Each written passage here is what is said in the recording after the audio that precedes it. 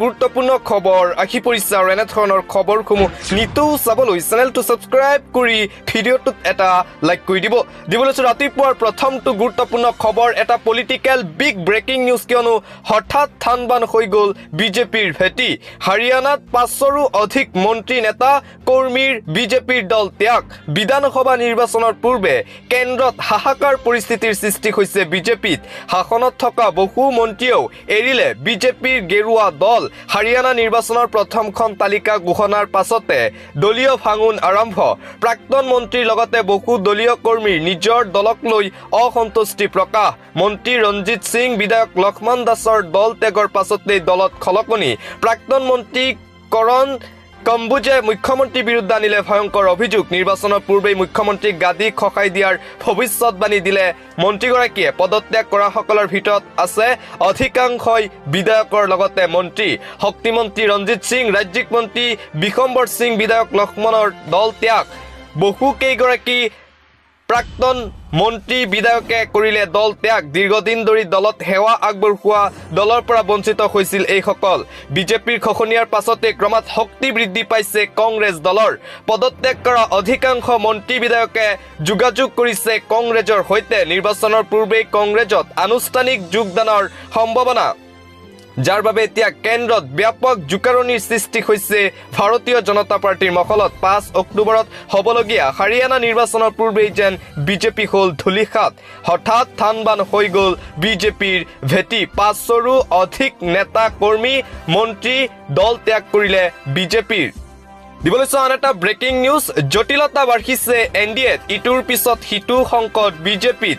নাইডু ঠিকে আছে ঠিকে নাথাকে নীতিশ কুমাৰ ঠেং দাঙি আছে পাছোৱানেও ভাৰতীয় জনতা পাৰ্টি চৰকাৰৰ যেন বিপদ কমাই নাই এনডিএৰ নেতৃত্বত গঠন হোৱা বিজেপিৰ চৰকাৰ এতিয়া হলঠেকত কিয়নো সঘনাই এটাৰ পিছত আন এটা বৈঠক অনুষ্ঠিত কৰি আছে নীতিশ কুমাৰে তেজস্বী যাদৱ লালু প্ৰসাদ যাদৱৰ লগত সঘনাই বৈঠকত মিলিত হৈছে নীতিশ কুমাৰ চন্দ্ৰবাবু নাইডু যদিও ঠিকে আছে কিন্তু তাৰ বিপৰীতে নীতিশ কুমাৰ ঠিক নাই বিজেপিৰ সৈতে এনডিএৰ সহযোগী দল জেডিউৰ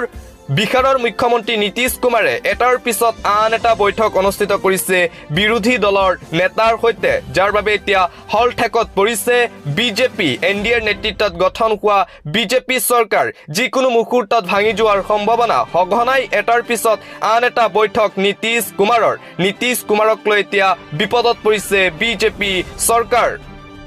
দিবলৈ আন এটা ব্ৰেকিং নিউজ ৰাজ্যত যি ট্ৰেডিং প্ৰবঞ্চকৰ বিৰুদ্ধে অভিযান চলিছে ট্ৰেডিং প্ৰবঞ্চকৰ বিৰুদ্ধে যি তদন্ত কৰিছে তাক লৈ এতিয়া বিৰোধী দল কংগ্ৰেছ আৰু অসম জাতীয় পৰিষদে আনিছে গুৰুতৰ অভিযোগ ট্ৰেডিং প্ৰবঞ্চকৰ যি বিশাল ফুকনক গ্ৰেপ্তাৰ কৰিছে আৰক্ষী আৰু বিশাল ফুকনক কৰা জেৰাৰ যি নাম লৈছে বিশাল ফুকনে বিজেপিৰ নেতা কৰ্মীৰ নাম লোৱাৰ বাবেই এতিয়া তদন্ত লেখেমীয়া কৰিছে আৰক্ষীয়ে এই অভিযোগ আনিছে এতিয়া বিৰোধী দলে কংগ্ৰেছ আৰু অজাপৰ ফালৰ পৰা সংবাদমেল অনুষ্ঠিত কৰি এই দাবী কৰা হৈছে অভিযোগ উত্থাপন কৰা হৈছে যে ট্ৰেডিং প্ৰবঞ্চকৰ বিৰুদ্ধে এতিয়া অভিযান লেখেমীয়া কৰিছে আৰক্ষীয়ে কিয়নো বিশাল ফুকনে ইজনৰ পিছত সিজন বিজেপিৰ নেতাৰ নাম লৈছে আৰু বিজেপি নেতাৰ নাম লোৱাৰ বাবে এতিয়া তদন্তত কিছু খেলিমেলি কৰিছে আৰক্ষীয়ে এই অভিযোগ উত্থাপন কৰিছে অসম জাতীয় পৰিষদৰ সভাপতি লুৰিণজ্যোতি গগৈয়ে দিবলৈ আন এটা গুৰুত্বপূৰ্ণ খবৰ মোদীক নালাগে মুঠতে নৰেন্দ্ৰ মোদীক নালাগে শেষ কথা মোদীক নালাগে ক'ত হেৰাল মোদী মেজিক কিয় বিজেপিয়ে বিচৰা নাই মোদীৰ উপস্থিতিত মহাৰাষ্ট্ৰক লৈ এতিয়া মহা বিপদত পৰিছে বিজেপি কোনো প্ৰকাৰে অংক মিলা নাই মহাৰাষ্ট্ৰৰ বিধানসভা নিৰ্বাচন সমাগত আৰু তাৰ পূৰ্বেই এতিয়া হলঠেকত বিজেপি কোনো পধ্যেই মহাৰাষ্ট্ৰত বিজেপিৰ নেতা কৰ্মীসকলে নৰেন্দ্ৰ মোদীকেই বিচৰা নাই নৰেন্দ্ৰ মোদীক লৈ এতিয়া অসন্তুষ্টি বৃদ্ধি পাইছে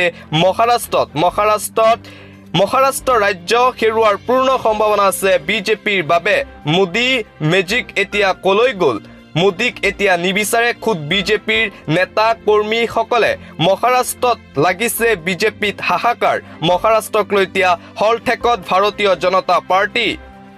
দিবলৈছো আন এটা গুৰুত্বপূৰ্ণ খবৰ অসমৰ মুখ্যমন্ত্ৰী পদৰ পৰা আঁতৰোৱা হ'ব হিমন্ত বিশ্ব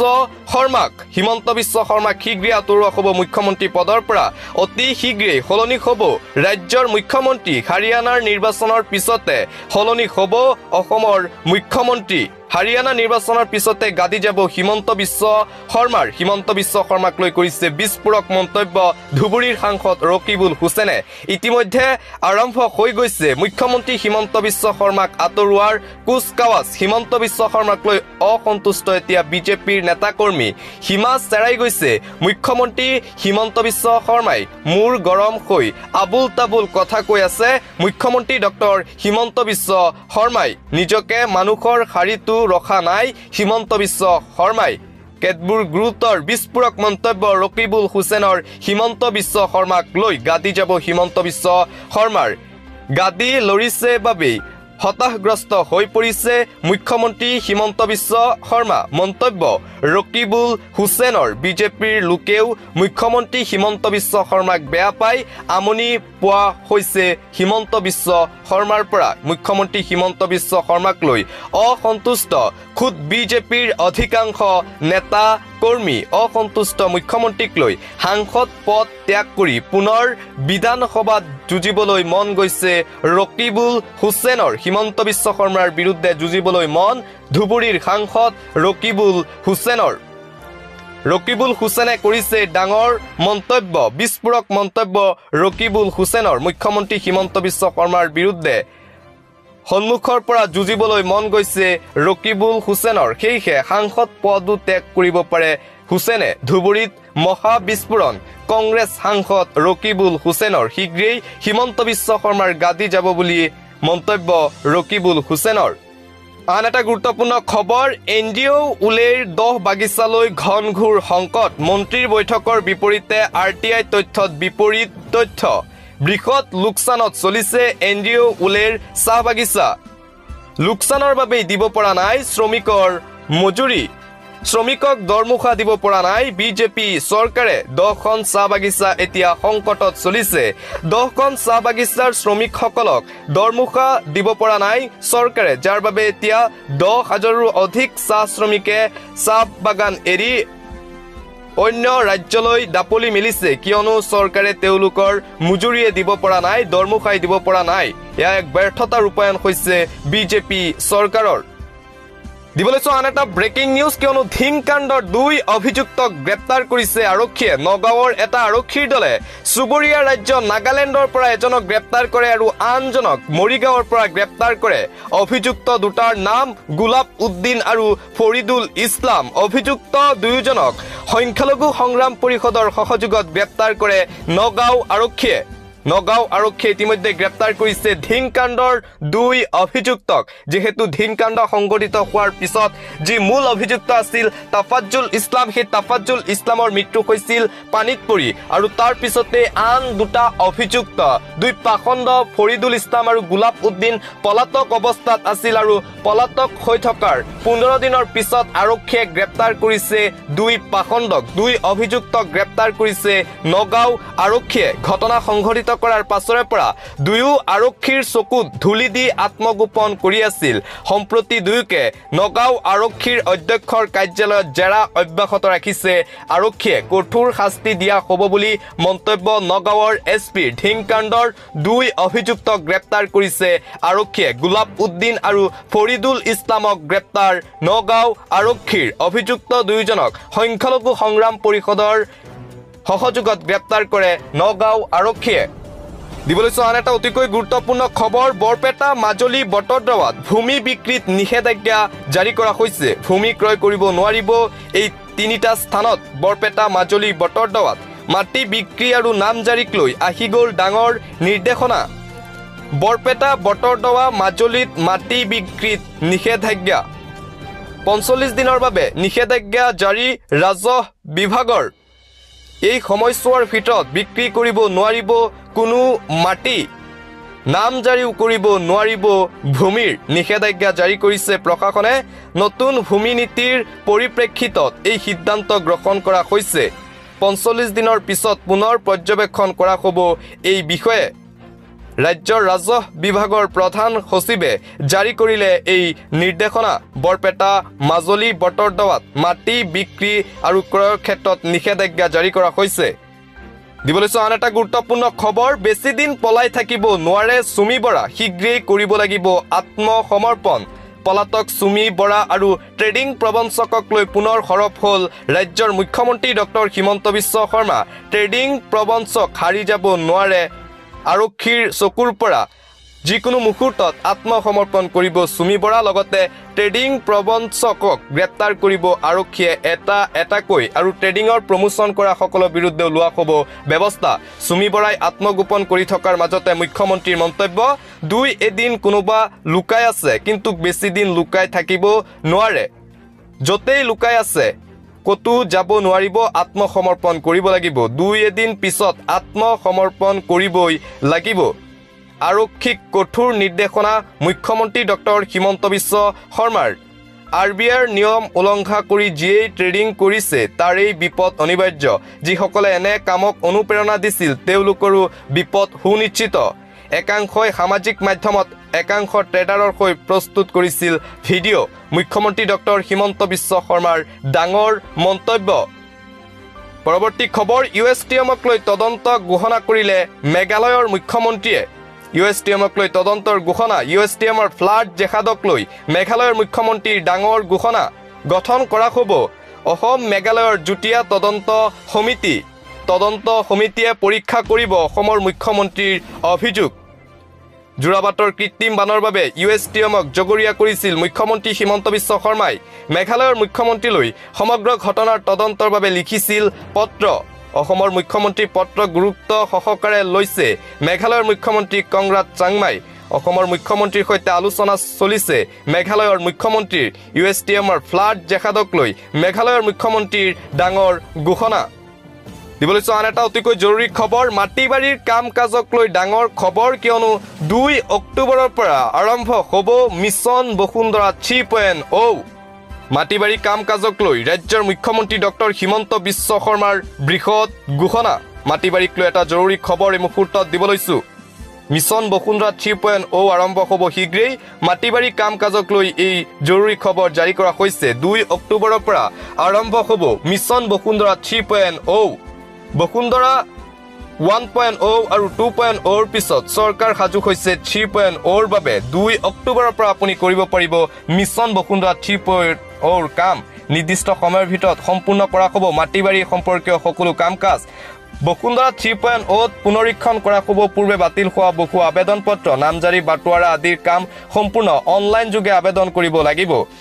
অনলাইনত আবেদন কৰাৰ পিছতে নিৰ্দিষ্ট সময়সীমাৰ ভিতৰত সম্পূৰ্ণ কৰা হ'ব ভূমি সংক্ৰান্তীয় কাম-কাজ খাজনা লোৱা সন্দৰ্ভতো চৰকাৰে আনিছে বৃহৎ সকাহ অনলাইন আৰু অফলাইন দুয়োটা পদ্ধতিতে দিব পাৰিব খাজানা এবছৰৰ বাবে এই প্ৰক্ৰিয়া অব্যাহত ৰখাৰ ক্ষেত্ৰত অনুমোদন ৰাজ্যিক কেবিনেটৰ খাজানা দিয়াৰ সন্দৰ্ভত বহু লোক অসুবিধাত পৰিছে সেয়ে খাজানা দিয়াক লৈ পুনৰ দুয়োটা ব্যৱস্থা বাহাল ৰাখিছে চৰকাৰে খাজানা আদায়ৰ ক্ষেত্ৰত 30% কমিছন লাভ কৰিব মৌজাদাৰসকলে খাজানাৰ বাবে মাটিৰ গৰাকীয়ে নাম পঞ্জীয়ন কৰাটো বাধ্যতামূলক অনলাইন পদ্ধতিৰে খাজনা সংগ্ৰহ কৰিব পাৰিব মৌজাদাৰসকলে দিবলৈ অন্য এটা খবৰ সাইবাৰ অপৰাধীক ৰঙাচকু অসম আৰক্ষীৰ ৰাজ্যত এতিয়া কমিছে সাইবাৰ অপৰাধৰ হাৰ ৰাজ্যত যেহেতু সাইবাৰ অপৰাধী বৃদ্ধি পাইছিল যোৱা কেইমাহমান আগত আৰু এতিয়া ৰাজ্যত বৰ্তমান অৱস্থাত সাইবাৰ অপৰাধী কমিছে আৰক্ষীৰ এটা ডাঙৰ সাফল্য ক'ব লাগিব কিয়নো সাইবাৰ অপৰাধ কমিছে ৰাজ্যত সাইবাৰ অপৰাধীৰ বিৰুদ্ধে কঠোৰ হৈছে অসম আৰক্ষী সাইবাৰ অপৰাধ দেখিলেই খবৰ দিয়ক আৰক্ষীক লগে লগে ব্যৱস্থা ল'ব আৰক্ষীয়ে সাইবাৰ অপৰাধৰ ঘটনাক অলক্ষিত চাবলৈ নিদিব মনত ৰাখক এটা নম্বৰ 1930 মুহূৰ্ততে আৰক্ষীক দিয়ক খবৰ সাইবাৰ অপৰাধী দেখিলেই আৰক্ষীয়ে মুকলি কৰিছে বিশেষ ৱেবছাইট সাইবাৰ অপৰাধীৰ বিৰুদ্ধে www.cybercrime.gov.in ত দাখিল কৰক অভিযোগ অসম আৰক্ষীয়ে সাইবাৰ অপৰাধীৰ বিৰুদ্ধে ল'ব কঠোৰ ব্যৱস্থা ৰাজ্যত সংঘটিত অপৰাধৰ শেহতীয়া তালিকা প্ৰকাশ অসম আৰক্ষীৰ দিবলৈছো নিবনুৱা যুৱক যুৱতীসকলৰ বাবে এটা ভাল খবৰ, ডাঙৰ খবৰ। CISFত ওলাইছে 1130টা চাকৰি। CISFত ওলাইছে চাকৰি। নিবনুৱাসকলৰ বাবে এটা ভাল খবৰ, চাকৰি বিচৰা যুৱক যুৱতীৰ বাবে ডাঙৰ খবৰ। 30 ছেপ্টেম্বৰৰ ভিতৰত যুৱক যুৱতীয়ে কৰিব লাগিব এই চাকৰিৰ বাবে এপ্লাই। অনলাইন যোগেহে চাকৰিৰ প্ৰাৰ্থীয়ে কৰিব লাগিব আবেদন। CISFৰ তৰফৰ পৰা বিচৰা হৈছে আবেদন। CISFৰ অগ্নি নিৰ্বাপক জোৱানৰ পদৰ বাবে বিচৰা হৈছে এই আবেদন। আবেদনকাৰী প্ৰাৰ্থীসকল ভাৰতীয় নাগৰিক হ'ব লাগিব। প্ৰাৰ্থীসকলে অনলাইন যোগে লাভ কৰিব এডমিট কাৰ্ড। CISFRCT/SICT.government.in ৱেবছাইটত উপলব্ধ। আবেদনকাৰী প্ৰাৰ্থী 10ম শ্ৰেণী উত্তীৰ্ণ হ'ব লাগিব।